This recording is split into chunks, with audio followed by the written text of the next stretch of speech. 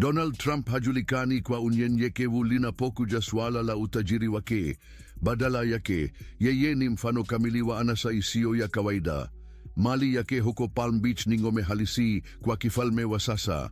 Zaidi kaskazini, yeye anamiliki Seven Springs, mali kubwa inayofanana zaidi na kijiji kidogo kuliko nyumba ya kawaida.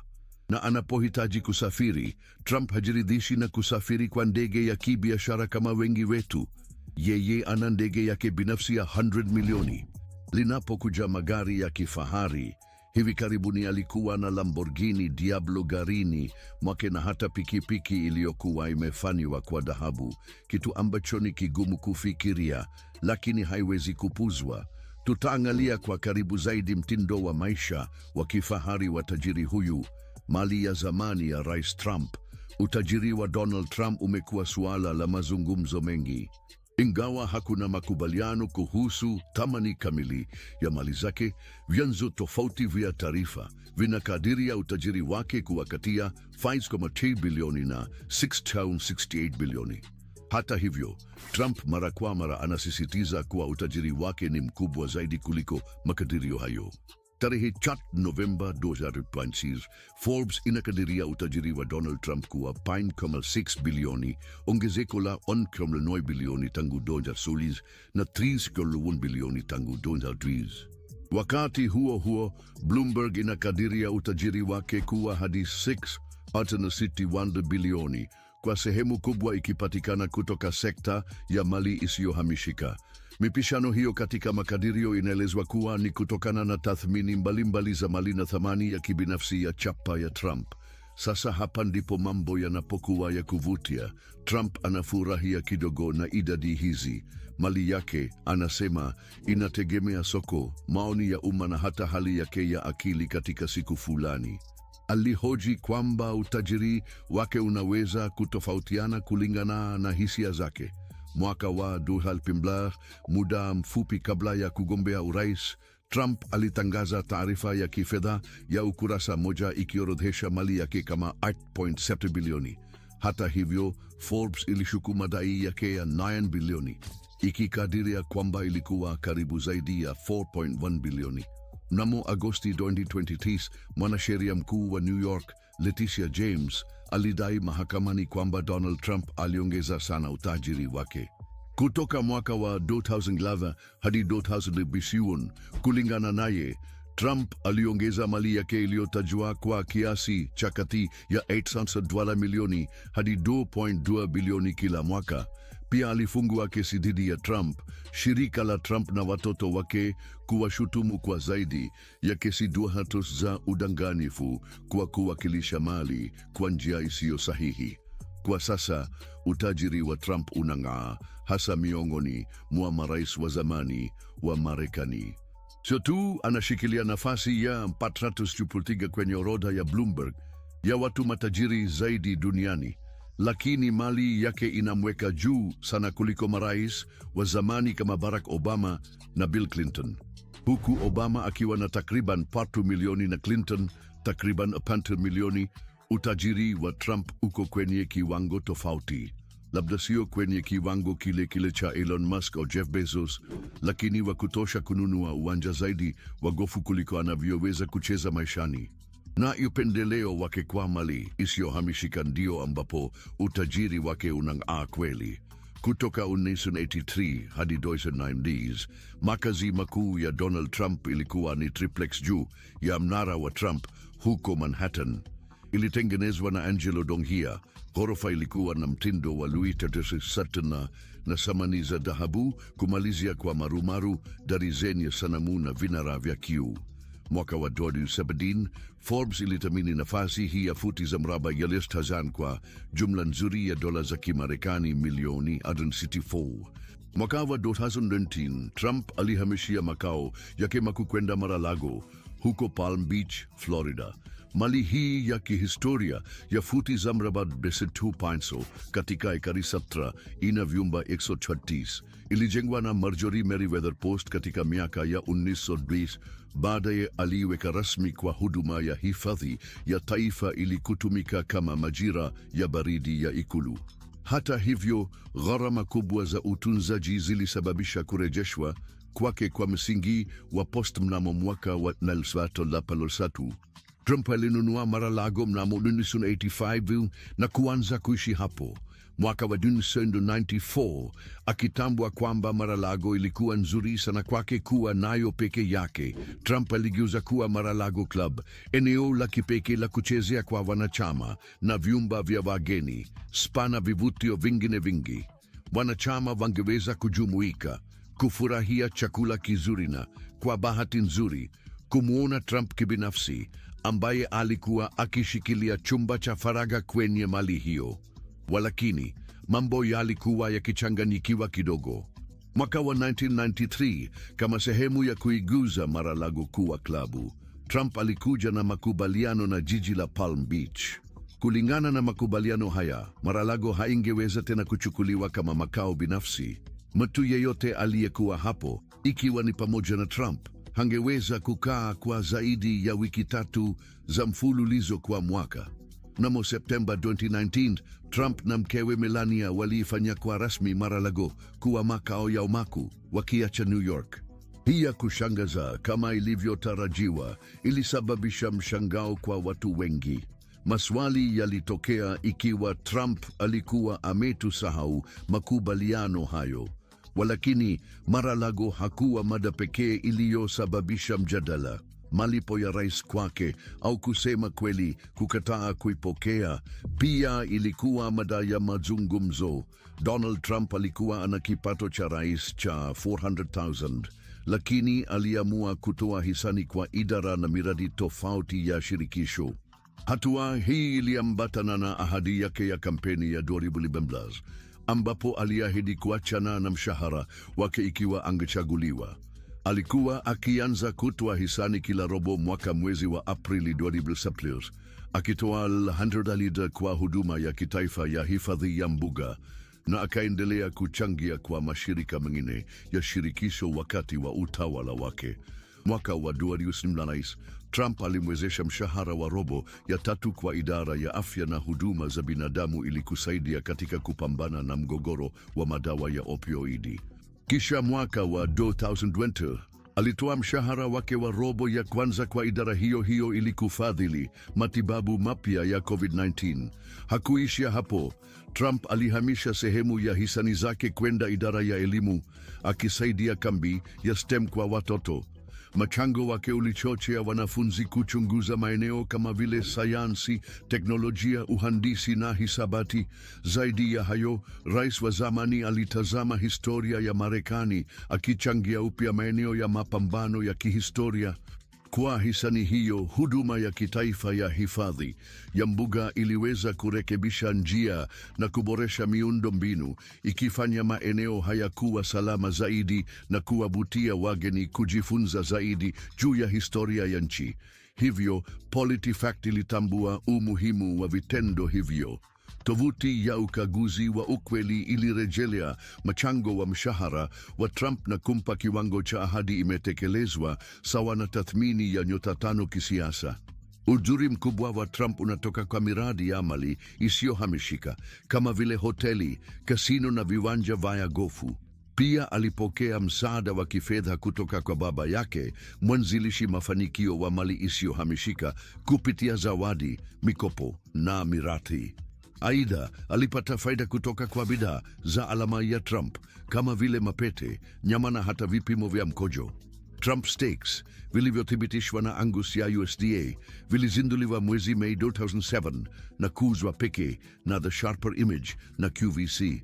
Hata hivyo, kutokana na mauzo duni na matarajio yasiyotimizwa, The Sharper Image ilisitisha mauzo yao miezi miwili tu baadaye.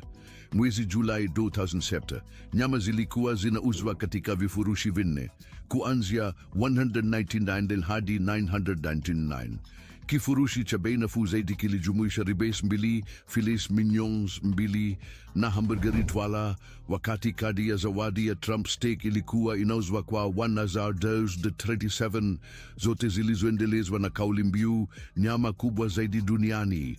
Trump alitangaza nyama hizo kwenye ukurasa wa katalogi ya The Sharper Image mwezi Juni 2007 na kuizindua.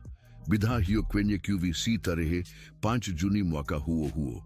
Pamoja na nyama, aliingiza faida kutoka kwa bidhaa zingine za alama kama vile mapete. Donald Trump alieneza alama yake kwa bidhaa mbalimbali kama vile vitamini zilizobinafsishwa, vodka, nyama za kipekee za The Sharper Image na taa za shaba zenye gharama kubwa, kabla ya kuchanganya siasa na upendeleo wa kibinafsi. Mwaka 2009 alizindua The Trump Network ambayo ilikuwa inauza vitamini na mifuko ya vipimo iliyobinafsishwa ikidai kuboresha afya, ikiwa ni pamoja na kifurushi cha vipimo vya mkojo ambacho kilidaiwa kuzoea virutubishi kwa mahitaji ya kila mteja. Wateja waliwasilisha sampuli zao za mkojo, kupokea ripoti ya afya iliyobinafsishwa na kisha kupokea pakiti ya vitamini zinazoitwa muhimu zilizobinafsishwa, zilizoundwa na maabara tofauti. Kulikuwa na formula tofauti za vitamini, carton sheet kulingana na matokeo ya vipimo. Toleo la zamani la tovuti ya The Trump Network linaonyesha kuwa upimaji wa faragha na ugavi wa mwezi wa muhimu zilizobinafsishwa ulikuwa unagharimu 29 Upimaji wa pili ulitolewa kwa $10 na gharama ya usafirishaji. Kampuni ilipendekeza upimaji kufanyika kila miezi 9 hadi 12. Bila sayansi ikiwa inaweza kuthibitishwa, kuongeza jina la Trump kulisaidia sana Ideal Health. Wataalamu wa zamani wa masoko walisema kampuni ilikuwa haraka baada ya mabadiliko ya jina. Nilizungumzia hapo awali jinsi alivyopata kama rais. Vizuri, hii ni sehemu tu ya faida inayokuja na cheo hiki. Kuwa rais sio tu kuhusu mshahara, inakuja na maisha yote ya mafanikio. Hebu tuchunguze faida za urais wa Trump. Kama rais, Donald Trump alikuwa anaishi maisha ya faraja isiyo ya kawaida na msaada uliundwa kumsaidia kushughulikia majukumu yake kwa urahisi. Katikati ya uzoefu huu kulikuwa na ikulu ya White House, ambapo Trump na familia yake walikuwa wanaishi na kufanyia kazi. Sio tu mahali pa Trump kuishi. Ilikuwa ni kitovu cha amri, ngome halisi. Na tuwe wa kweli, ni faida kubwa kwa kazi ambayo vinginevyo ni ya kufadhaisha. Lakini tuache kando mikutano isiyoisha na maamuzi kwa muda. Tuzungumzie mambo ya kufurahisha. Vifaa vilijumuisha sinema ya faragha yenye viti 51, uwanja wa kuchezea bowlingi, chumba cha billiards na uwanja wa gofu. Kwa shughuli za nje kulikuwa na uwanja wa mpira wa kikapu, uwanja wa tenisi na bustani kubwa kwa matembezi na matukio. Hoteli kuhudumia inayokusudia mahitaji yote ya chakula, ikiwa na timu ya wapishi stadi tayari kuandaa milo za kila siku hadi chakula cha jioni cha kifahari. Bila shaka maisha ya anasa vile yalihitaji huduma za afya. Walikuwa na kocha wa kibinafsi akiwa tayari, akihakikisha kwamba anaweza kupata mafunzo kati ya mikutano. Zaidi ya hayo, kulikuwa na timu ya wafanyakazi wakati wote, ikiwa ni pamoja na wafanyakazi wa ndani, wasaidizi wa nyumba na wafanyakazi wa matengenezo, wote wakiwa na kujitolea kuhakikisha kwamba kila sehemu ya ikulu inafanya kazi kikamilifu. Iwe ni kwa mkutano wa dharura wa vyombo vya habari au chakula cha ghafla, na viongozi wa kigeni walihakikisha nyumba inaendelea kuwa safi na tayari kwa lolote linaloweza kutokea. Rais alipokuwa akisafiri, aliacha ikulu kwa mtindo. Chombo chake kikuu cha usafiri kilikuwa Air Force One, ndege iliyoboreshwa aina ya Boeing 747 ambayo ilifanya kazi kama ofisi na ngome ya angani.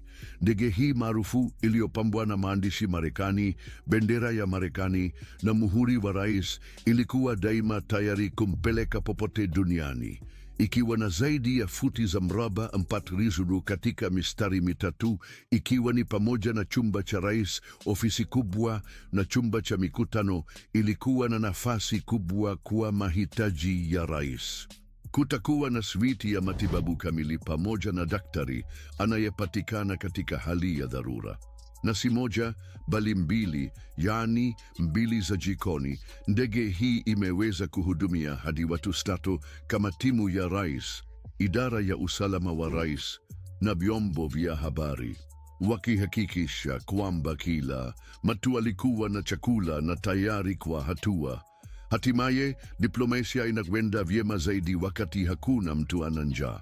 Walakini, safari zote hazikuhitaji ngome ya angani. Kwa safari fupi zaidi, rais alikuwa na Marine One, helikopta iliyokuwa daima tayari kutoa usafiri wa haraka pamoja na katika ardhi ya kigeni. Katika ardhi, alisafiri kwenye msafara wa rais uliojumuishwa na magari ya kubebea abiria yaliyofunikwa kwa chuma na kuongozwa na huduma ya siri na kuwa na vifaa vya usalama vya hali ya juu kuhakikisha safari salama. Timu ya mawakala wa huduma ya siri ilimfuatilia kila wakati katika mazingira ya umma na ya faragha. Ilianzishwa mwaka 1965 kupambana na udanganyifu. Huduma ya siri ilianza kulinda marais baada ya mauaji ya McKinley mwaka 1901, wakifanya kazi kwa karibu na mashirika mbalimbali ya serikali ya shirikisho, majimbo na za kienyeji. Huduma ya siri ilishirikiana na polisi ya Metropolitan, polisi ya hifadhi ya taifa na vitengo vya kijeshi katika kutambua mabomu na kutoa majibu kwa dharura. Wakati wa safari za Trump, timu za usalama za huduma ya siri ziliendana na mamlaka za eneo hilo kuhakikisha viwango vya usalama vya juu. Aidha, rais alipokea huduma za matibabu bora. Kitengo cha matibabu cha ikulu ya White House kilichojumuisha madaktari na wauguzi waliokuwa wakipatikana saa 29 kwa siku kilikuwa tayari kumhudumia yeye na familia yake. Pamoja na upendeleo mbalimbali, rais alifurahia starehe maalum, ikiwa ni pamoja na makazi ya faragha huko Camp David, Maryland, mali ya kupumzikia na kuwa mbali na umma. Ikulu ya White House ni mahali pa kufanya chakula katika Navy Mess and Wardroom, maalum nafasi ya kula rasmi katika mabawa ya magharibi ambayo inadumisha utamaduni wa urais. Kila mwaka, rais anapokea ruzuku isiyo na kodi ya $50,000 kwa matumizi ya kibinafsi na rasmi, pamoja na mfuko wa safari wa $100,000 na mfuko wa burudani wa $70,000 kwa majukumu rasmi. Fedha hizi huzingatia mahitaji ya umma na binafsi, kumwezesha rais kukabiliana na mahitaji ya nafasi hiyo. Wakati rais mpya anapoingia madarakani, anapokea hadi $100,000 kwa ajili ya kupamba upya ikulu ya White House. Familia ya kwanza inaweza kubadilisha maeneo ya faragha katika sakafu za juu kwa kuchagua rangi mpya za kuta, samani, mapambo ya ukuta na mashuka. Kwa kawaida, ni mke wa rais ambaye huongoza mchakato wa upambaji, mara nyingi akishirikiana na mbuni wa mambo ya ndani. Pamoja na msimamizi wa ikulu ya White House, wanafanya kazi ili kumpa mazingira hisia ya nyumbani bila kuharibu vipengele vya kihistoria. Bajeti ya kurekebisha upya iliyowekwa na bunge wakati wa muhula wa pili wa Bill Clinton imepunguzwa hadi $100,000 kwa kila muhula, lakini familia ya kwanza haihitajiki kuitumia. Kwa kweli, marais wengi walichagua kutotumia bajeti hiyo kabisa. Kwa mfano, familia ya Obama walikataa ruzuku na hata michango binafsi, wakichagua kugharamia sasa maboresho yote kwa ruzuku yao. Vile vile, kila familia ya kwanza ina chaguo la kugharamia matumizi yao wenyewe, ikifuata mwongozo wa kina wa kuhifadhi sifa za kihistoria za ikulu ya White House. Vile vile, familia wakufunzo nao wanaweza kugharamia matumizi yao wenyewe. Hata hivyo, hata wanapobeba gharama, ni muhimu kufuata seti ya kanuni ili kuhakikisha kwamba hakuna kitendo kinachoharibu kwa bahati mbaya kuta zenye umri wa karne au kubadilisha vitu vya thamani isiyo na kipimo. Kila rais anaacha alama yake katika ikulu ya White House kwa njia ya kipekee. Familia ya Kennedy waliongeza dimbwi, Nixon alijenga uwanja wa kuchezea boliche na Obama aligeuza eneo hilo pia kuwa uwanja wa mpira wa kikapu. Mabadiliko makubwa kama haya yanahitaji idhini ya rasmi, lakini huendelea kuwa kumbukumbu ndefu ya kila familia katika ikulu ya White House. Wakati wa kufurahia likizo, Rais Trump, kitu ambacho mara nyingi huibua mabishano kati ya marais wa Marekani, tangu ziara ya Ulysses S. Grant huko Martha's Vineyard mnamo 1824. Kisiwa kimekuwa pahala penye kuvutia kwa marais kama vile John F. Kennedy, Bill Clinton na Barack Obama. Walakini, wakati rais anapumzika, kamwe haiwezekani kama tu kuvaa miwani ya jua na kupumzika na limonade kwenye pwani. Likizo zinaambatana na mkazo wao wenyewe. Vile hufuatilia kwa karibu kutoka pumziko hizi, kama wanavyochunguza mabadiliko katika sera, wakikaa macho juu ya kila duru ya gofu inayopigwa na kila maili inayopitiwa. Hata wakati rais anapopumzika jua, kuna macho na maoni kila mahali. Kila rais anakabili changamoto ya kupatanisha jukumu lake lenye kudai na hitaji la mapumziko. Matarajio ya umma yanaweza kuwa makubwa, na baadhi wakiamini kwamba marais wanapaswa kuwa tayari kila wakati. Kwa mfano, John Adams alikosolewa kwa kutumia muda na mkewe mgonjwa. Hata hivyo, alikuwa akitekeleza wajibu wa kibinafsi. Marais wamechukua mapumziko ya urefu tofauti. Kujiondoa kwa miezi minne ya James Madison mnamo August Sumbla, karibu mwisho wa muda wake wa uongozi, ilikuwa mojawapo ya muda mrefu zaidi katika historia ya Marekani. Hata hivyo, mapumziko sio daima yenye amani. James Garfield alishambuliwa kwa risasi alipondoka Washington kuelekea kwenye mapumziko.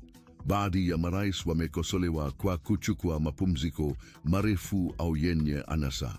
Kwa mfano, Theodore Roosevelt alipenda kutoroka kelele za Washington kwa safari ndefu za kuwinda, jambo ambalo halikupendeza umma. Watu walihisi alikuwa akifurahi sana wakati taifa lilikuwa linafanya kazi kwa bidii. Hali hiyo ilifanana na ile ya Franklin Roosevelt ambaye alipumzika kwenye mashua yake, jambo ambalo halikuwa la kupendeza kwa wale wanaofikiri angekuwa anatatua shida za taifa kutoka White House badala ya kwenye mashua.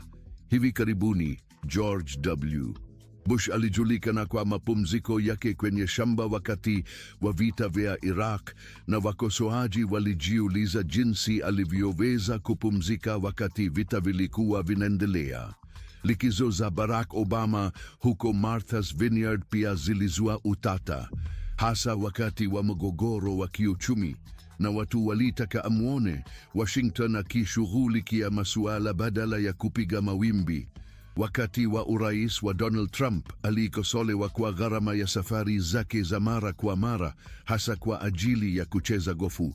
Mpaka Mei 2019, safari yake za kucheza gofu zilikuwa zimegharimu zaidi ya $1.2 mamilioni, 81 milioni, zikitumiwa kwa safari kwenda Florida, 17 milioni, kwenda New Jersey na angalau 3 milioni kwenye safari ya siku 2 Scotland mwaka wa 2010. Hata ziara fupi tu kwenye kituo chake cha mapumziko Los Angeles iliongeza 1 milioni. Trump alielezea matukio haya kama likizo ya kazi ili kujibu madai kuwa alikuwa akichukua muda mwingi wa kupumzika. Kabla ya urais wake, Trump hakuwa akisimama kimya. Alikuwa amejihusisha katika miradi mbalimbali, kutoka kwa mali isiyohamishika na kasino hadi hoteli na hata vipindi vya runinga vya ukweli. Dola yake ya biashara ilienea kwa kiasi kikubwa na ilimfanya awe na shughuli nyingi. Hebu tujadili kuhusu hili. Safari ya biashara ya Trump kupitia miaka. Miundombinu kuu ya biashara ya Donald Trump ilikuwa katika sekta ya mali isiyohamishika, akilenga kuboresha mabwawa ya magorofa, hoteli, kasino na viwanja vya gofu. Alikuwa ameanza kazi yake mwaka 1968 katika kampuni ya baba yake, Trump Management, ambayo aliichukua mwaka 1971, akaiita tena Trump Organization mwaka 1973.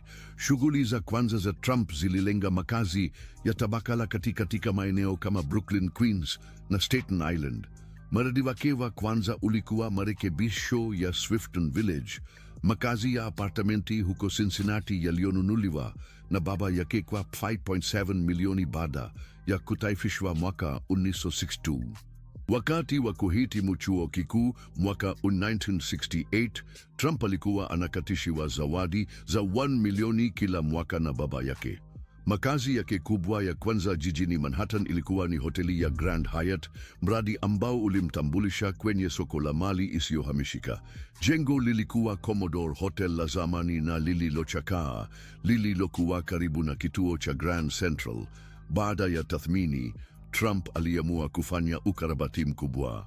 Alihudhurisha zile zangarawa za zamani za Commodore Hotel kwa kuzifunika na madirisha ya glasi na kuongeza ukumbi. Kufunguliwa tena kama Hyatt mnamo 1960 kulivutia tahadhari kubwa ya umma. Mnamo 1969 Trump alinunua na kurekebisha jengo kwenye Avenida ya Tatu huko New York, likageuzwa kuwa Trump Plaza, kikundi cha makazi mabehewa ambapo wakazi walimiliki sehemu ya mali hiyo. Mwaka wa 1980, Trump alibomoa duka la kihistoria la Bonwit Teller ili kujenga Trump Tower. Kulikuwa na malalamiko ya umma wakati shirika la Trump lilipoharibu sanamu za thamani za mtindo wa Art Deco kwenye zile zangarawa ambazo walikuwa wameahidiwa kwa Metropolitan Museum of Art wakati wa ubomoaji. Mnamo 1983, Trump alikamilisha ujenzi wa Trump Tower, mnara wa ghorofa Aberfanced katikati mwa Manhattan. Mradi ulihitaji mazungumzo magumu ya kupata jengo la Bonwit Teller, ardhi jirani na haki za angani juu ya mali ya jirani. Gazeti la New York Times lilibaini mnamo 1970 kuwa mafanikio ya Trump yalikuwa ushuhuda wa uvumilivu wake na ujuzi wake wa biashara. Mnamo 1984, Trump alitangaza mipango ya kujenga mji mdogo huko New York katika eneo kubwa lisiloendelezwa la Manhattan. Mradi, awali ukijulikana kama Television City na baadaye Trump City, ulikuwa na lengo la kuwa na takriban makazi ya karibu 8,000 na mabehewa kwa wakazi takriban 20,000, maegesho ya takriban 10,000, futa za mraba milioni 3 za nafasi ya studio za runinga na sinema, pamoja na futa za mraba milioni 2 za maduka ya anasa. Kitu cha kuzingatiwa kingekuwa mnara mrefu sana, ukitokea mara 2 zaidi kuliko majengo yanayozunguka na ghorofa 76.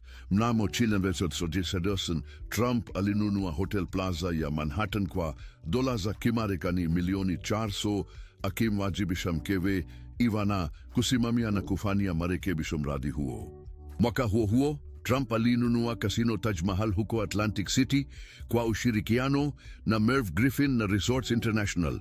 Casino ilifunguliwa mnamo Aprili 1990 kwa gharama ya dola za Kimarekani bilioni 1.1, ikawa kasino ghali zaidi duniani wakati huo. Walakini, ilifadhiliwa na dola za Kimarekani milioni 6 kwa hati za deni zenye riba kubwa, ikisababisha kufilisika mwaka uliofuata. Ili kuepuka hasara kubwa, benki na wamiliki wa hati walikubaliana kufanya urekebishaji madeni. Kasino ya Taj Mahal iliondoka kwenye urithi wa mabenki tarehe 5 Oktoba 1991, na Trump akikubali kutoa 5% ya umiliki kwa wamiliki wa hati kwa badala ya viwango vya riba vya chini na muda mrefu zaidi wa kulipa deni. Ili kupunguza shinikizo la kifedha, aliendelea kuuza kampuni yake ya ndege ya Trump Shuttle na mashua yake ya Trump Princess yenye urefu wa futi 202. Mwaka wa 1996, Trump alinunua jengo tupu la ofisi lenye ghorofa 70 kwenye Charles Wall Street, Manhattan, akalipatia sura mpya na kuliguza jina kuwa jengo la Trump. Miaka miwili baadaye, kwa ushirikiano na Conseco, alinunua jengo la General Motors kwa $878 milioni, kwa kiasi kikubwa kikifadhiliwa na mkopo wa $700 milioni kutoka Lehman Brothers, huku Trump akionekana kuchangia tu $520 milioni ya mtaji wake mwenyewe. Mwaka wa 2001, jengo la Trump World lenye ghorofa 72 karibu na Umoja wa Mataifa lilikamilishwa, ikianzisha ujenzi wa Trump Place, mfumo mpana kando ya mto Hudson. Zaidi ya hayo, Trump alishikilia nafasi za biashara kwenye hoteli na jengo la kimataifa la Trump kwenye Columbus Circle. Alinunua mwaka 1996 pamoja na mali zingine kadhaa za kiwango cha juu huko Manhattan. Mwaka wa 2002, Trump alinunua na kurekebisha zamani hoteli ya Delmonico, akifungua upya mwaka wa 2004 kama Trump Park Avenue, jengo la makazi ya kifahari lenye ghorofa 30. Mwaka wa 2007, Trump alinunua makazi kwenye Rodeo Drive kaskazini, Beverly Hills kwa 7 milioni. Mwaka uliofuata alinunua mali jirani na rais wa Gabon, Omar Bongo kwa 29 milioni. Hata hivyo, mwaka wa 2009 aliuza nyumba hiyo ya pili kwa 9.5 milioni, ikisababisha hasara ya $850,000.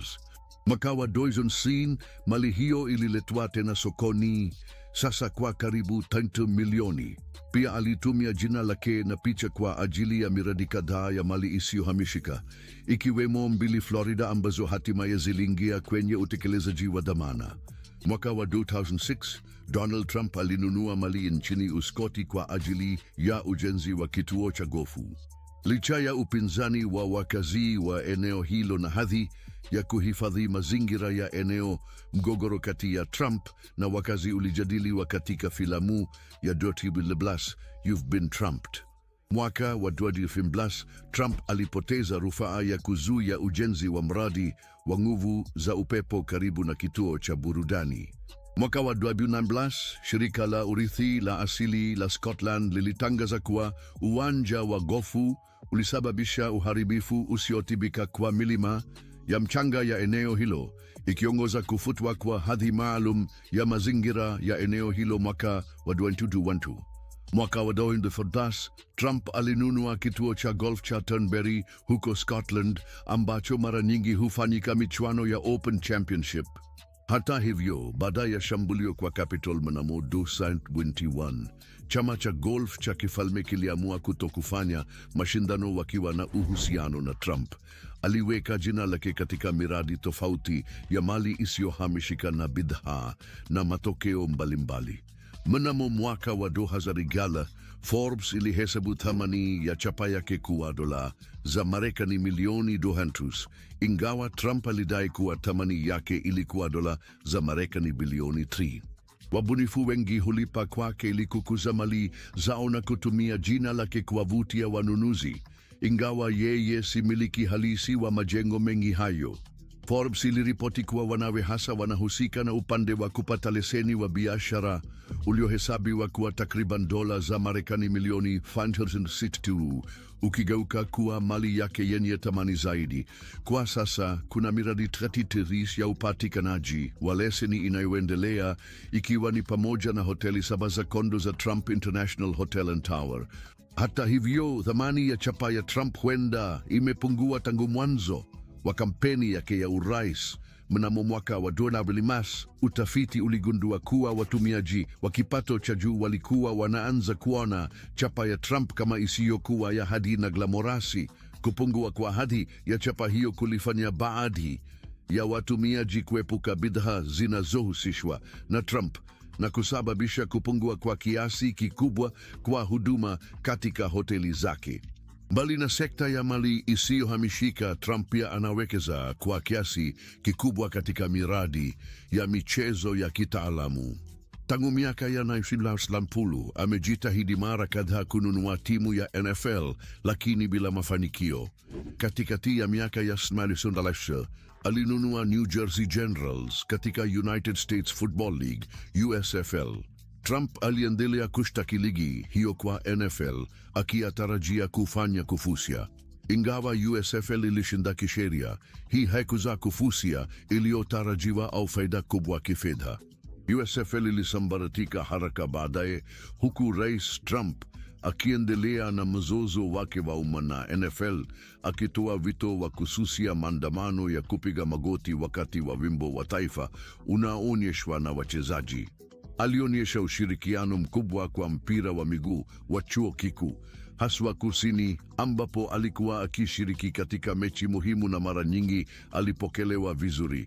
Mwanahistoria Nicholas Sarantakis alilinganisha hii na matumizi ya mpira wa miguu kama tamthilia ya kisiasa na Rais Richard Nixon. Kulingana na The Hill, Trump alipendelea michezo ya chuo kikuu hasa kutokana na mzozo wake na uongozi unaendelea na NFL na NBA. Trump ni shabiki sugu wa mchezo wa gofu na anamiliki viwanja vingi vya gofu. Yeye ni shabiki wa live tour inayolipa na mashindano matano yamefanyika kwenye viwanja vyake tangu kuzinduliwa Juni the Dream to Do. Ana uhusiano wa karibu na Saudi Arabia na amewahi kucheza gofu na Yasser Al-Rumayyan, gavana wa mfuko wa uwekezaji wa umma wa Saudi Arabia, ambaye anaweza kuziongoza live tour ikiwa makubaliano ya karibu 1 bilioni yatatimia. Pamoja na Trump, inaonekana kwamba ushawishi wa Kiarabu katika gofu utaongezeka.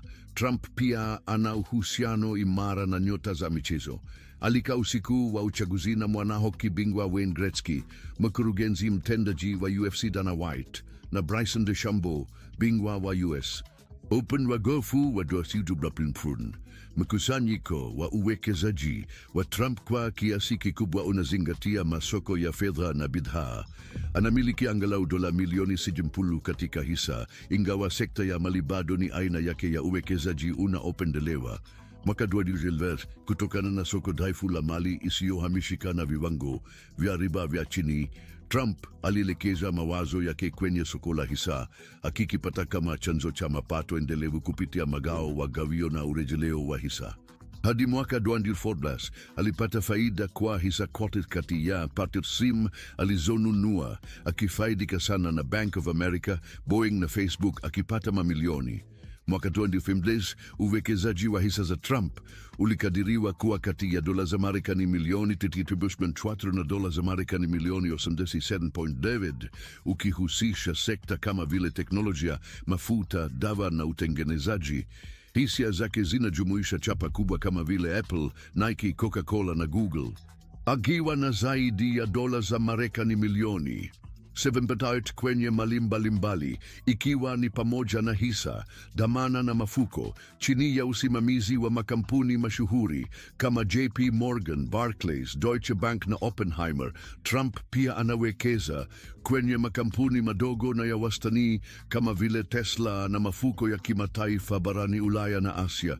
Uwekezaji wake mkuu katika mafundo unapatikana kwenye BlackRock's Obsidian Fund, ungeweza kuwa kati ya dola za Marekani milioni 25 na dola za Marekani milioni 6. Pia anamiliki takribani dola za Marekani milioni 11.2 kwenye Baron Capital Management. Uwekezaji wake unazalisha mapato mengi, hususan kupitia mgao wa gawio na faida ya mtaji. Aidha, anamiliki dhamana za hazina ya Marekani na dhahabu halisi zilizokadiriwa kuwa kati ya dola za Marekani 100 na dola za Marekani 200 kwa mali na uwekezaji unaotoa mtiririko endelevu wa mapato kutokana na magao wa gawio na faida ya mtaji. Si jambo la kushangaza kwamba yeye ni miongoni mwa marais matajiri zaidi duniani. Iwapo hii ni yaliyopendelea, bonyeza kadi iliyopo kwenye skrini sasa ili kupata video zaidi. Mara Donald Trump anapofika mlangoni mwake, operesheni iliyopangwa kwa umakini huingia kazini. Iwe kwa kuruka katika nchi kwa kutumia ndege zake za kifahari binafsi, kusafiri katika msafara wa magari yenye kufikisekio, au kupanda kwenye Trump Princess maarufu.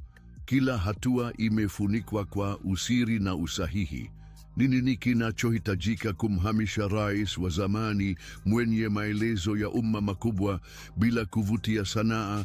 Katika video hii tunafunua nyuma ya pazia la safari zenye usalama mkubwa na wa kifahari wa Trump, iwe kwa anga, baharini au njia nyingine yoyote ya usafiri.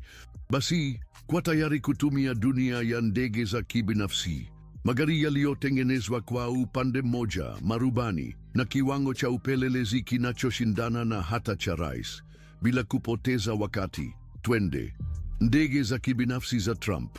Tunapofikiria kuhusu ngome inayoruka, labda tunahusisha ndege ya kijeshi iliyojaa silaha. Boeing 757 ya Donald Trump, inayojulikana kama Trump Force One, inabadilisha dhana ya anasa, nguvu na usalama. Ilinunuliwa mwaka 2010 kwa takriban 100 milioni. Ndege hii si tu njia ya usafiri, ni kasri la angani lililopangwa kutoa uzoefu usio na kifani angani. Tambua fly kwa miguu 20 huizan ukiwa umezungukwa na anasa inayostahili hoteli ya nyota 5. Yote haya ndani ya ngome ya usalama. Ukivuka katika Trump Force One utajisikia kama uko ndotoni kwa dhahabu.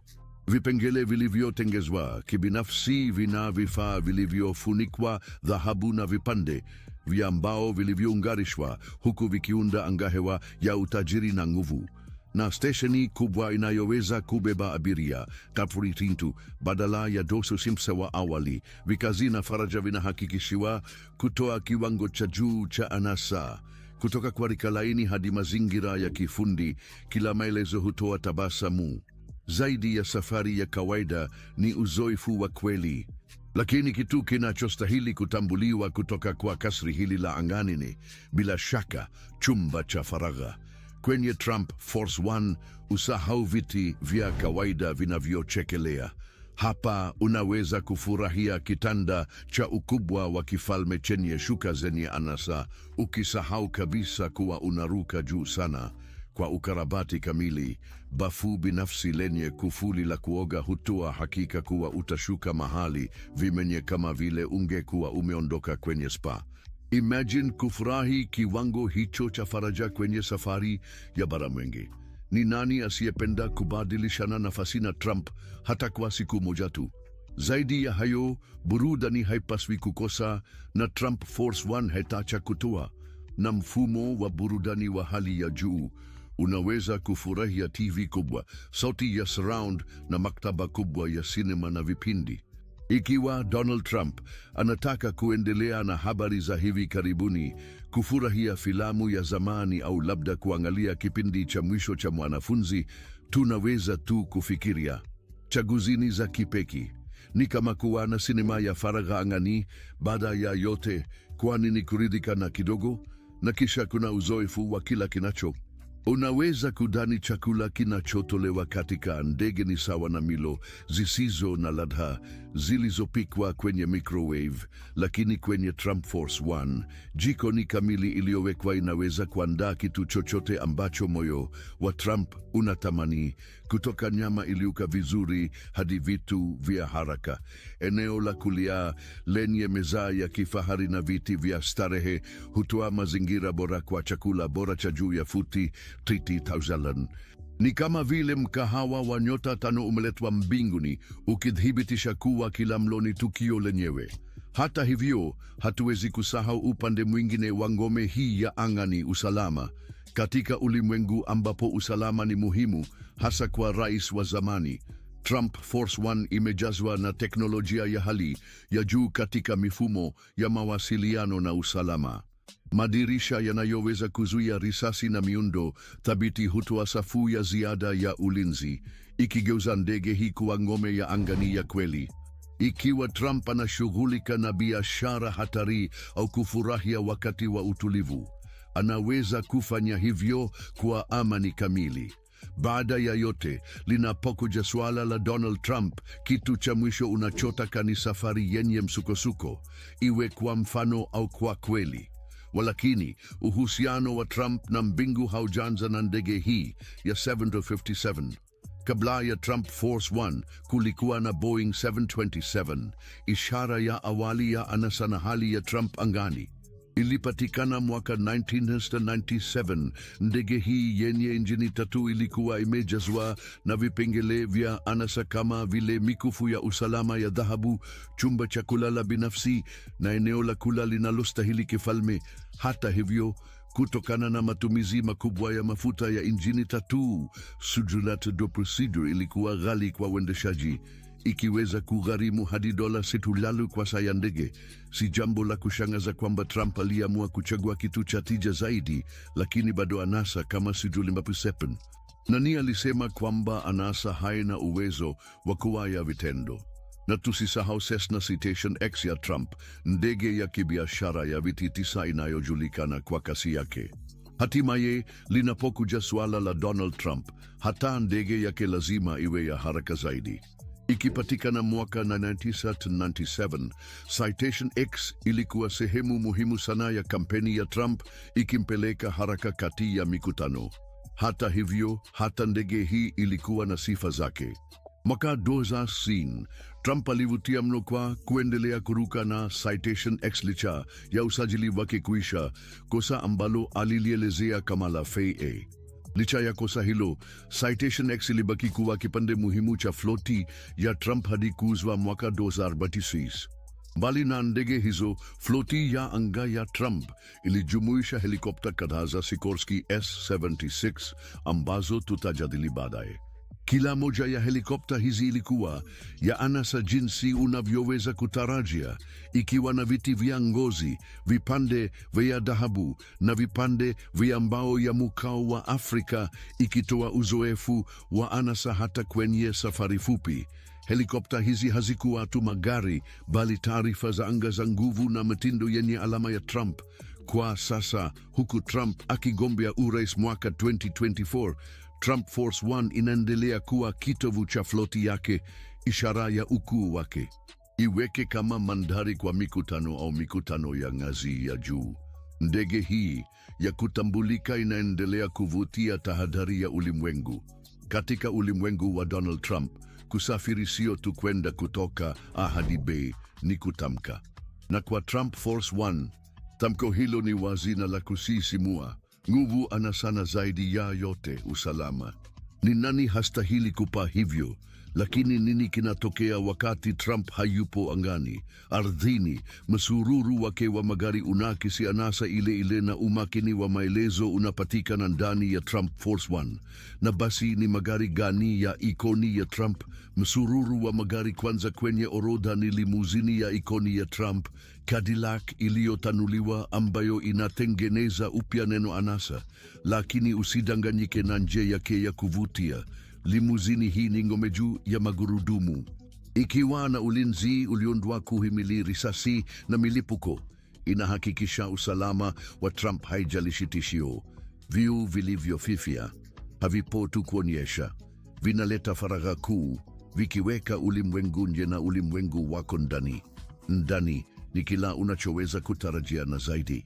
Viti vyenye ngozi laini, minibar iliyosheheni vilainishi bora na mifumo ya mawasiliano ya kizazi kipya ambayo inamruhusu Trump kufanya biashara hata wakati anapopita mitaani. Ni mchanganyiko kamili wa faraja na utendaji. Lakini ungetarajia kitu kidogo. Kisha tuna SUV iliyobinafsishwa ya Trump, mnyama wa gari ulioundwa kushinda mahala popote, miji na mazingira ya nje. Hii sio tu SUV ya kawaida. Ni mashine iliyo na vifaa vya usalama wa hali ya juu kama vioo vya kupiga risasi na paneli ya gari iliyoboreshwa. Fikiria hayo, Trump anakaribia kuhudhuria mkutano wa kampeni wakati ghafla barabara mbele yake inageuka kuwa eneo lenye milima, lakini hakuna shida. SUV hii hula maeneo yenye milima kwa kifungua kinywa, ikitoa safari laini na salama. Ndani yake ni raha kwa wapenzi wa teknolojia, imejaa simu za satelaiti, mifumo ya burudani na nafasi kubwa ya kuvinjari na kupumzika. Si swala la usalama tu, ni kuhakikisha kwa Trump anasafiri kwa faraja na mtindo, haijalishi barabara au ukosefu wake unampeleka. Sasa tuingie kitu cha kiklasi. Rolls-Royce Silver Cloud ya Trump inawakilisha ufinyanzi wa wakati. Uzuri wa zamani huu haufai kwa kawaida. Ni kipande cha historia ya magari. Kwa mistari yake ya kifahari na usindikaji wa ndani, Silver Cloud inakisi upendo wa Trump kwa sanaa ya kiklasi. Fikiria vichwa vinavyogeuka wakati gari hili linapita barabarani. Uwepo wako ni heshima kwa wakati ambapo uzuri na ustadi ulitawala barabarani. Rolls-Royce Silver Cloud sio tu kufika mahali fulani, ni kuhusu kufika kwa mtindo. Tukizungumzia mtindo, hatuwezi kusahau Bentley Continental GT ya Trump, inayotambulika kwa utendaji wake wenye nguvu na ndani ya kifahari. Gari hili ni mpendwa wa walio katika tabaka la juu. Viti vya ngozi vilivyotengenezwa kwa mikono na mfumo wa sauti wa hali ya juu wa Bentley husisitiza, lakini utulivu wa ndani yake usiwadanganye. Chini ya kapu, Continental GT inajitokeza kama mnyama na injini yenye nguvu inayokupa uzoefu wa kuendesha unaoshangaza. Gari hilo linajumuisha vizuri shauku ya Trump kwa kasi na anasa, ikiumba machanganyiko wa kusisimua na wenye ustadi. Zaidi ya hayo, upendeleo wa Trump kwa utendaji wa hali ya juu haujikwami kwa Bentleys na Rolls Royces. Aliwahi kuwa mmiliki wa Lamborghini Diablo, moja ya magari ya kisasa zaidi yaliyowahi kutengenezwa. Uzuri, haraka na wa kipekee sana, Diablo ni gari ambalo halipuzwi. Ingawa Trump alijitenga na gari hilo la Kitaliano, bado linabaki kuwa sehemu kubwa ya urithi wake wa magari. Lamborghini Diablo sio tu gari, ni kauli ikionyesha upendeleo wa Trump kwa vitu vya ajabu. Na kisha kuna Mercedes-Benz SLR McLaren, gari ambalo linasimama hata katika mkusanyiko wa kuvutia wa Trump, na muundo wake ulioinuliwa kutoka kwa Formula 1 na milango ya mbawa ya kunguru. SLR McLaren ni mwenye nguvu kama alivyozuri. Chini ya boneti, injini ya V8 iliyo na mpigo wa hewa inazungumza asubuhi, ikitoa uzoefu wa kuendesha gari unaotia fora. Mercedes-Benz SLR McLaren si gari la kawaida tu, ni uthibitisho wa kutambua kwamba Trump anathamini teknolojia ya juu na uhandisi wenye utendaji mkubwa. Ni jambo lisiloweza kuepukika kujiuliza, itakuwaje kuwa na gari ambalo linatoa msisimko wakati wa kuendesha na kwa pamoja ni kazi bora ya gari. Hata hivyo, mambo yote haya hayawezi kulinganishwa na mwendo wa kasi na anasa. Makusanyo ya magari ya Trump yana gari la kipekee la Cadillac Elante, convertible ya V8 iliyotolewa na Cadillac kwake, iliyopakwa rangi ya dhahabu, rangi ya kupendelea ya Trump, dhahabu kwa hakika. Gari hili ni kipande cha mazungumzo na pia ni njia ya usafiri, na muundo wake wa kuvutia na mambo ya ndani ya kifahari yakionyesha upendo wa Trump kwa magari ya kipekee yenye utu.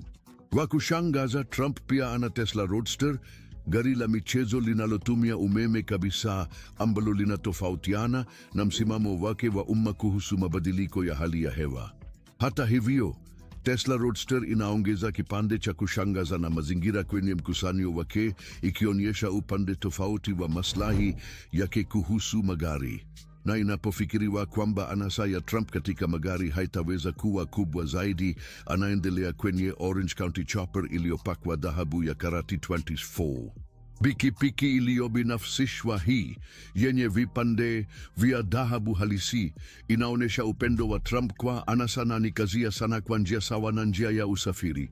Chopper ya dhahabu ya karati ni kielelezo cha kipekee cha anasa na ufundi, ikionyesha jinsi kila gari katika mkusanyo wa magari wa Trump si tu njia ya kawaida ya usafiri, bali ni tangazo la utu wake na upendo wake kwa mambo ya ajabu. Basi, ukionapo limuzini au gari la kifahari, jiulize, gari lako linasema nini kuhusu wewe? Kwa Trump, magari yake ndio hayo yote, na ukuu wake hauishi kwenye usafiri wa ardhi, unajitokeza pia katika kikosi chake cha helikopta, ndege za kijeshi na mashua, yote yakionyesha mtindo wake wa maisha wa kifahari. Mashua ya Trump Princess, inawakilisha umoja kamili wa harakati, anasa na makakati wa kimkakati.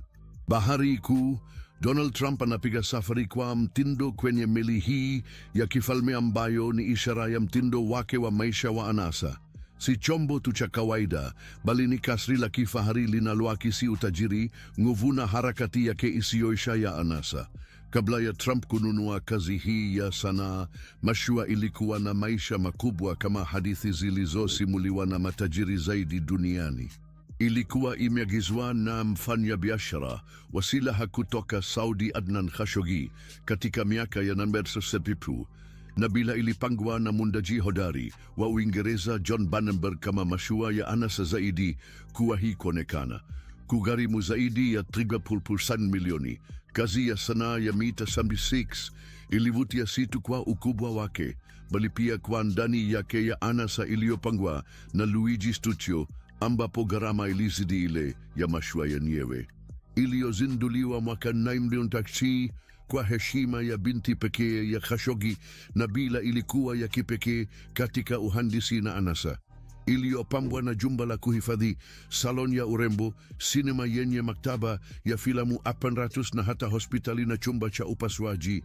Mashua ilikuwa himaya ya kifahari iliyosonga maji, ikiwa na wafanyakazi 52, helipad na mashua ya mita 9 kwa upatikanaji rahisi wa pwani, na bila ilikuwa ishara kuu ya hadhi, ikifika kasi ya kuendesha ya 17 limanodi na kufanya safari ya maili 50 kwa tangi moja, pamoja na kuzalisha lita 5,000 za maji safi kila siku.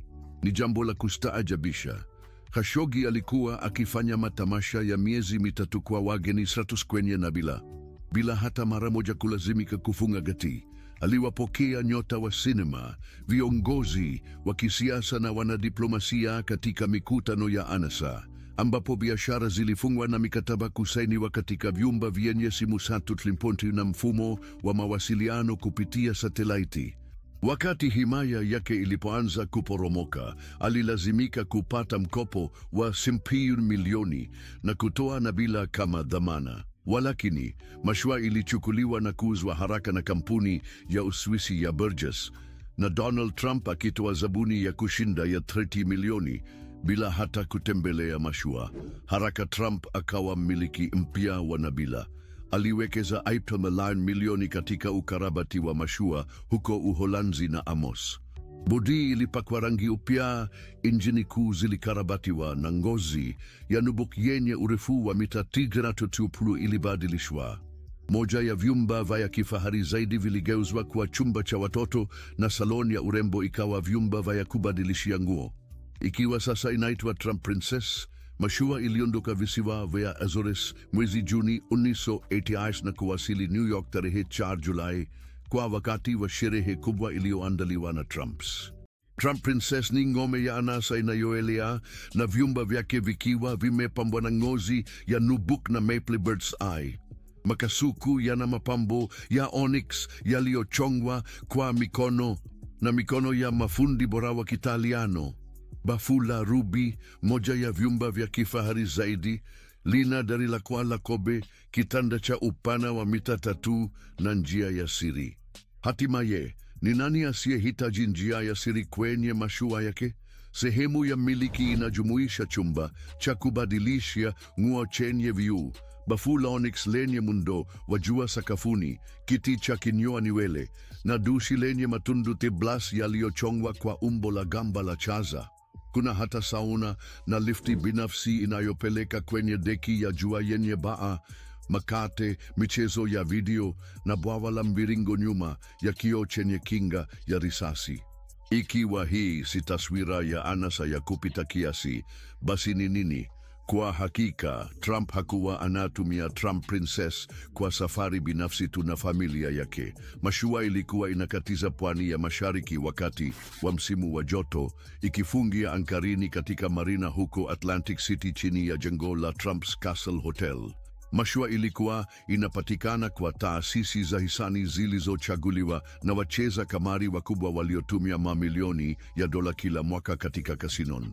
Ilikuwa tamko la kipekee la utajiri wa kifedha, lililolenga kuchochea wivu kwa wote waliokuwa wakiitazama. Kwa upande wa mwisho, Trump Princess sio tu mashua, ni kitambulisho. Ni mzigo imara na wa kizamani, uwezo wa kutisha hata wamiliki wa mashua mengine makubwa. Inawakilisha mwangaza wa nguvu, utajiri na anasa zisizo na mpango ambazo huainisha maisha ya Donald Trump. Na kwa uaminifu, si hilo ndilo tunalotamani wote? Kuwepo kwa hali ya maisha ya ajabu ambapo burudani zetu wenyewe zinafanywa kuwa kubwa mno kiasi cha kutosha tu kuburudika. Tukizungumzia ukubwa, mtindo wa maisha wa kifahari wa Trump hauzuiliwi tu kwa bahari.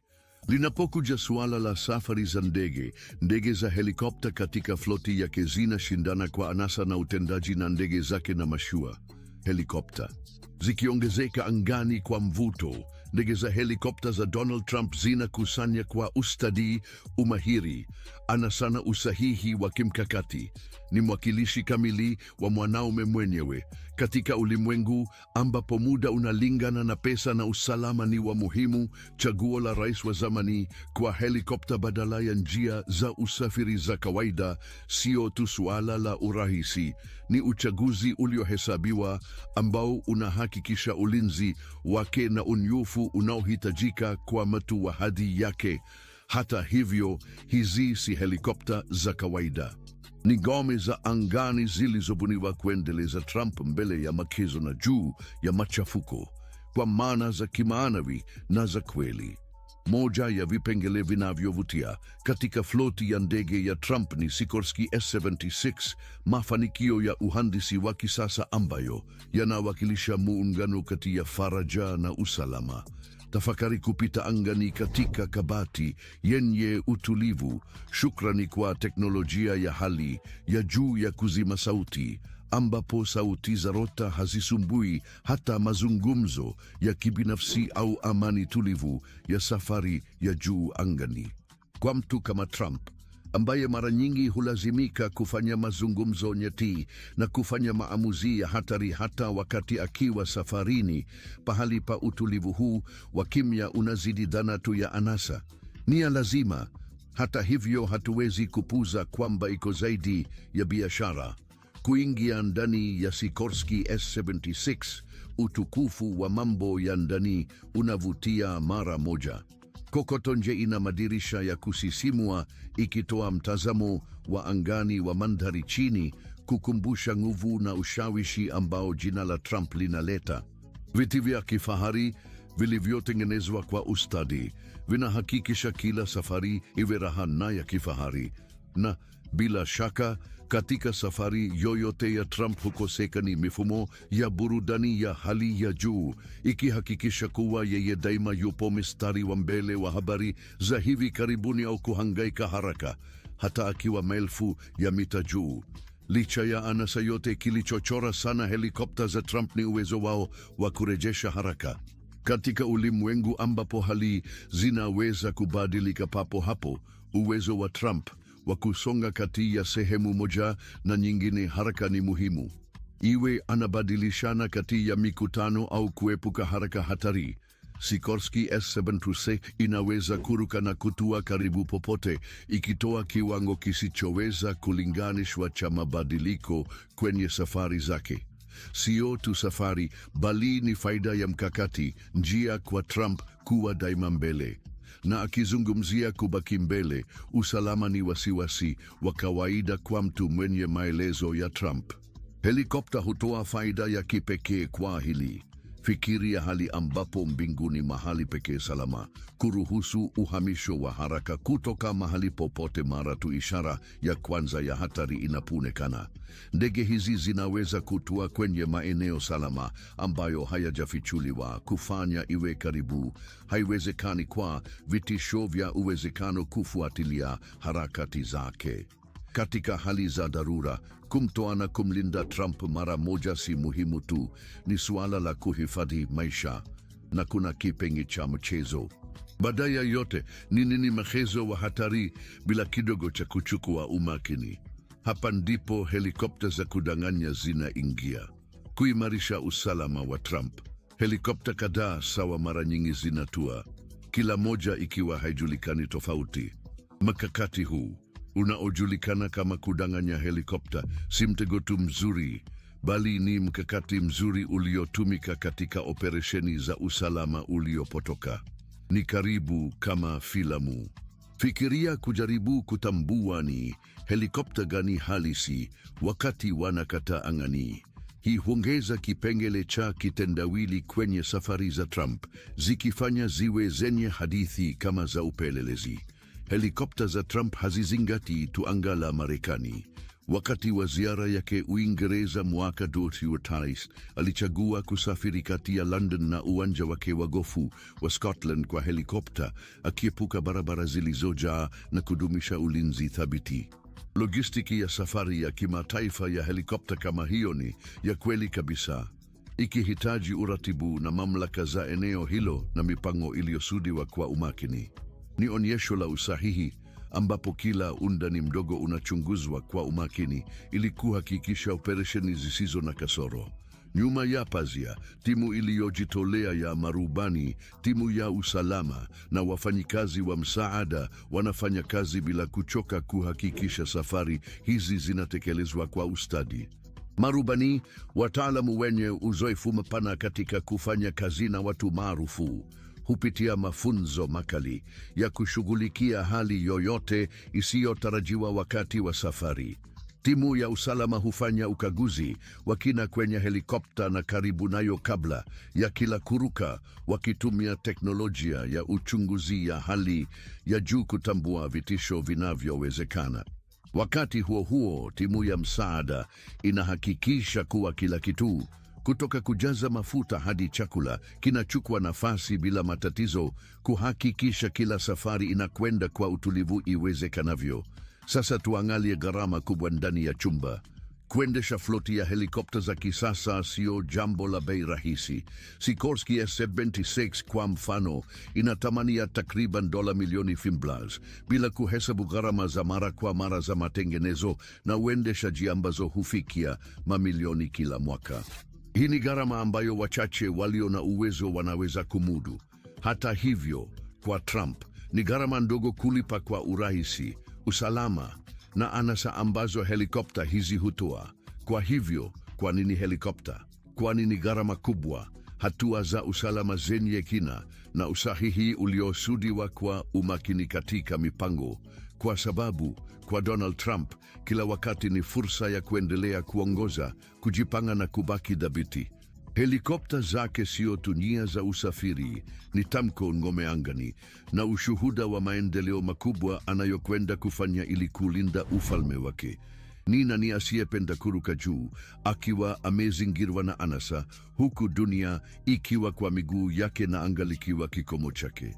Hata hivyo, zaidi ya gari lake na helikopta, ndege za faragha na hata yaoti ya Trump, pana kipande kimoja ambacho bado kimekosekana ili kukamilisha puzzle. Ndio, tunazungumza juu ya usalama wake.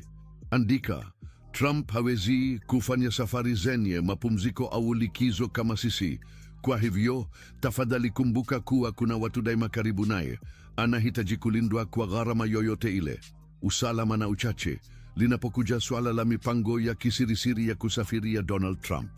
Hatua za usalama zinazohusika hazishuki chini ya sinema. Waza kuhusu filamu kubwa ambapo shujaa daima anachunguzwa na walinzi waliofunzwa sana, wachache na wakipekee, ambao wanachangamana ipasavyo na mazingira, lakini wako tayari kuchukua hatua wakati wowote. Hadithi hii si uongo, bali ni ukweli ulioandaliwa na huduma ya siri ya Marekani kuhakikisha usalama wa Trump, ukilinganisha na mfalme katika kasri yake. Maaskari hawa ni kikosi cha mawakala wa kipekee ambao wanafanya maaskari wa kawaida kuonekana kama wachezaji wa mchezo wa kubahatisha. Wanaume na wanawake hawa wanachaguliwa kwa uangalifu sana, wakijitokeza si tu kwa ustadi wa kimwili na hisi iliyo makini, bali pia uwezo wa kudumisha utulivu chini ya shinikizo. Inasemekana kuwa Trump anapendelea mawakala wenye mvuto, kwani kama moja ya watu walioangaliwa sana duniani, hata walinzi wake wanahitaji kuwa na taswira ile ile.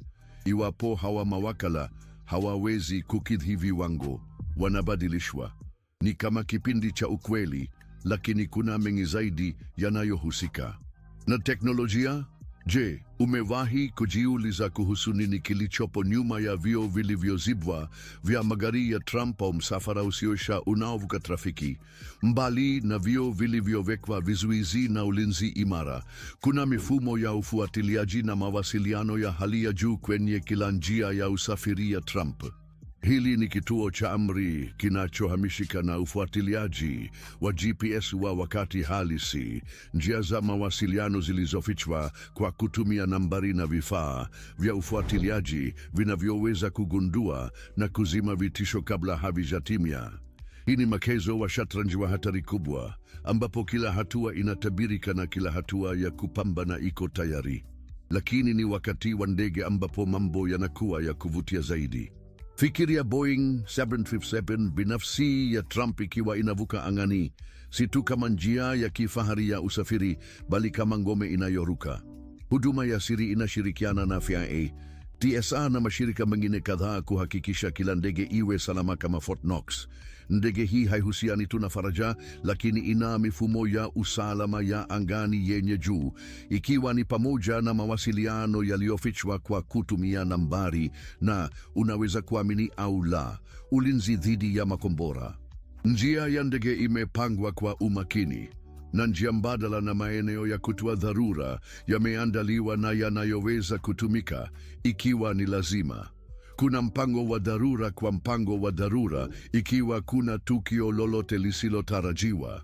Na wakati Trump yuko ardhini, inakuja msafara, ngome inayohamia ambapo kila gari linatekeleza jukumu lake katika sinfonia iliyofanyiwa mazoezi mara nyingi ya usalama. Gari la dereva linasimamia msafara, likikagua njia kwa ajili ya vitisho, wakati gari analokuwemo Trump limezingirwa na timu ya usalama na vikosi vya msaada. Sio tu kuhusu kwenda kutoka sehemu A hadi sehemu B, bali ni kutimiza hilo wakiwa tayari kwa hali yoyote, na mawasiliano ya mara kwa mara na kituo cha amri ili kuhakikisha kila sekunde inahesabiwa na kila tishio linachunguzwa. Na wakati chochote kinaenda kimakosa, wanakuja nyumba salama, ngome zilizopo kwa mikakati maalum kando ya njia ya safari ya Trump. Fikiria kama pango la shujaa, tayari kutoa kimbilio wakati wowote. Hao sio makao ya kawaida, wamejaa kila kitu, kutoka kwa mahitaji muhimu hadi vifaa vya matibabu ya kisasa, kuhakikisha kwamba Trump anaweza kulindwa na kutibiwa ikiwa kitu kisichotarajiwa kitatokea. Onei uhamisho wa haraka kuelekea mahali pasipofahamika ambapo Trump anabaki salama hadi tishio litakapodhibitiwa. Lakini mpango wa usalama wa idara ya siri hauishi hapo. Una njia za kupambana na upelelezi zinazofanana na zile kutoka kwa riwaya za upelelezi. Vikwazo vya kuingilia kati vya kielektroniki vinachunguza. Wapelelezi waliojifanya wanaweza kuzunguka miongoni mwa umati huku wakiangalia vitisho vya iwezekanavyo, wanachunguza tena. Wapelelezi hawa wamepata mafunzo ya kutambua tisho kuanzia wauaji wa nchi hadi mashambulizi ya kimtandao, kuhakikisha kwamba hatari yoyote haipitwi katika jukumu la kumlinda Trump. Nyuma ya teknolojia yote hii ya kisasa kuna msingi wa siri ya akili ya binadamu. Idara ya siri sio tu juu ya vifaa vya kielektroniki na silaha, bali pia kuhitimisha kitisho chochote. Hii ni pamoja na kupata taarifa kutoka kwa watu wa taarifa, kufuatilia mitandao ya kijamii, kutafuta ishara ndogo za hatari na kushirikiana kwa karibu na mashirika mengine ya utekelezaji wa sheria. Lengo: kupunguza vitisho kabla havijakaribia kwa Trump. Lakini suala muhimu hapa ni gharama. Kulinda Trump si tu kazi ya kimkakati, lakini pia ni ghali sana. Katika mwaka mmoja pekee, idara ya siri imekusanya matumizi ya zaidi ya dola milioni 1.3 na bili za hoteli na usafiri. Matumizi haya ni pamoja na karibu $800,000 katika gharama za hoteli, karibu $300,000 katika upangishaji wa magari, na zaidi ya $260,000 katika gharama za ndege na reli. Ikiwa ulidhani kuwa kumweka rais wa zamani salama ilikuwa rahisi kama tu kuwateua walinzi wachache, fikiria tena. Ni mkazo ulioboreshwa ambao hauokoi gharama, kwani katika hali hii hakuna tahadhari nyingi. Kwa hivyo, wakati ujao ukiona msafara ukipita kwa kasi kubwa au ndege binafsi ikivuka angani, kumbuka kuwa si tu kuhusu kwenda kutoka sehemu moja hadi nyingine. Inajumuisha uratibu wa sinfonia ngumu ya hatua za usalama, kila moja ikiwa ngumu zaidi kuliko ile iliyotangulia, zote zikiwa zimepangwa kuhakikisha ulinzi wa mtu binafsi. Na hakika huduma ya siri iko tayari kufanya kinachohitajika ili kuhakikisha usalama wa Trump. Baada ya yote, katika uwanja wao wa kazi, hakuna kitu kama kuwa mwangalifu sana. Ikiwa ulipenda video hii, usisahau kuangalia maudhui yetu mengine ya kushangaza kwenye kituo chetu. Tunashukuru kwa kutazama na tunatarajia kukusubiri kwenye video inayofuata.